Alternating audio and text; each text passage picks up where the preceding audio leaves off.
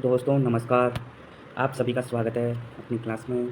दोस्तों, हम आज अध्ययन कर रहे हैं भारतीय इतिहास के स्रोतों के बारे में। तो इसमें हम भारतीय इतिहास के स्रोतों में जो त्रिपिटक है, बौद्ध साहित्य का भाग है, उसकी अपन चर्चा करेंगे कि त्रिपिटक में कौन-कौन सी पिटक शामिल है और उनके फिर जो उपभाग हैं, विभिन्न उपभाग हैं, वो कौन-कौन से हैं, उसके ऊपर चर्चा करेंगे।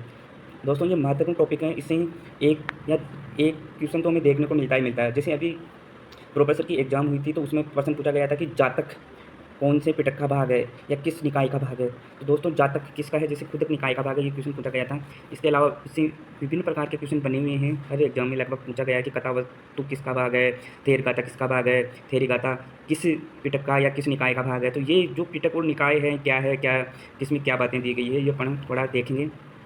तो सबसे पहले अपन चर्चा करते हैं सुत्त पिटक की। किसकी? सुत्त पिटक की। तो देखो, सुत्त पिटक के बारे में अपन देख रहे हैं। सुत्त पिटक क्या है?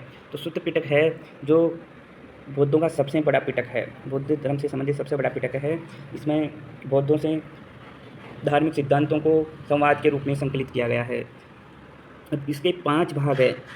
सबसे पहले है दिग् निकाय, दूसरा है मध्यम निकाय, तीसरा है संयुक्त निकाय, चौथा है अंगुत्तर निकाय और पाँचवां है कुद्दक निकाय। तो सुत्त पिटक को 5 भागों में बांटा गया है। आपको याद रखना है, दिग् निकाय, मध्यम निकाय, संयुक्त निकाय, अंगुत्तर निकाय और कुद्दक निकाय।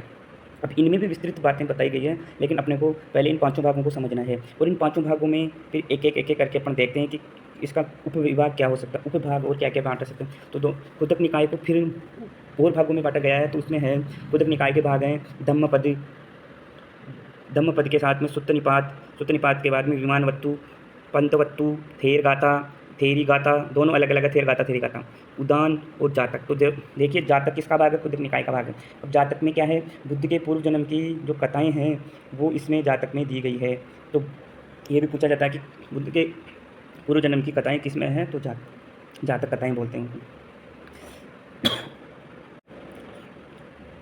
दोस्तों, अब आगे देखते हैं अपने विनय पिटक। विनय पिटक में विनय से याद रखना अपने को नियमों का। तो इसमें है ना, जो नियमों का संग्रह है, ये बौद्ध संघ की नियमों और इसकी स्थापना की विवेचना इसमें की गई है। अब इसमें क्या-क्या है वो अपन देखते हैं। देखो, इसके भाग है पातिमोक्ष, परिवार, सुत्त विभंग और खंडक। तो आपको चारों को याद रखना है। इसको बार-बार देखोगे तो आपको समझ में आ जाएगा कि विनय पिटक के कौन-कौन से भाग है। पातिमोक्ष, दूसरा परिवार, तीसरा सुत्त विभंग, चौथा खंडक। ठीक है। अब इससे अगला वाला भाग है, तीसरा है अभिधम पिटक। तो अभिधम पिटक है, ये प्रश्नोत्तर रूप में है। सबसे बड़ी चीज़ है, ये प्रश्नोत्तर रूप में है और ये दार्शनिक पक्ष के रूप में, दार्शनिक यानी इसमें है ना, जो अपने को दार्शनिक पक्ष मिलता है कि इसमें है ना, जो क्या चीज़ सही है, क्या गलत है, ऐसे दर्शन में बातें बताते हैं ना। तो ये किसमें है? दार्शनिक विवेचना किसमें मिलती है अपने को? अभिधम पिटक में। अब अभिधम पिटक के 7 ग्रंथ प्रमुख है। तो इन 7 ग्रंथों को अपन याद रखेंगे। पहला ग्रंथ है अपने को विभंग, दूसरा है कथावस्तु बोलते हैं इसे अपने भाषा में। फिर इसको याद रख सकते हैं कथावस्तु से, ऐसे कुछ भी याद करके, पर यह है कथावस्तु। तो फिर है यमक, चौथा है पट्ठान, पाँचवां है युगल पंचती, छठा है धातु कथा, सातवां धम्म संगीनी, है ना। तो ये है इसके भाग। अब अपन पीछे चलते हैं थोड़ा सा कि अभिधम पिटक में अपन ने देखा था कि इसमें सुत्त विभंग जो तीसरा भाग था, उसको 2 भागों में बांटा गया है। सुत्त विभंग को महाविभंग और भिक्खुनी विभंग में। किस में? महाविभंग और भिक्खुनी विभंग में।